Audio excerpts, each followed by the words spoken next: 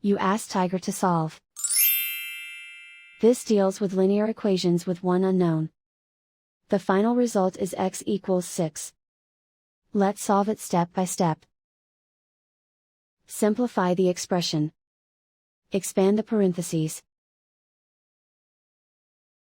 Group like terms. Multiply the coefficients. Simplify the arithmetic. Expand the parentheses. Simplify the arithmetic. Group all x terms on the left side of the equation. Subtract 2x from both sides. Simplify the arithmetic. Group like terms. Simplify the arithmetic. Isolate the x.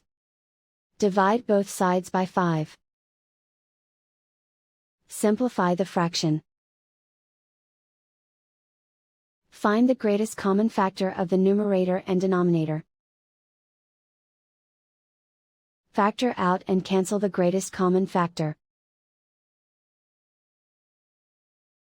And so the final result is x equals 6.